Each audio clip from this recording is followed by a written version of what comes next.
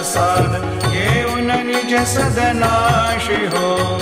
आज्ञेस्तव हा आशीर प्रसाद घेऊन निज सदनाशी हो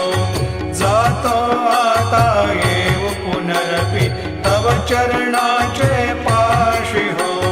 जातो आता येऊ पुनरपि त्वच्चरणाचे पाशी हो मुठव तुझला साई माऊले निज हित साधायासी हो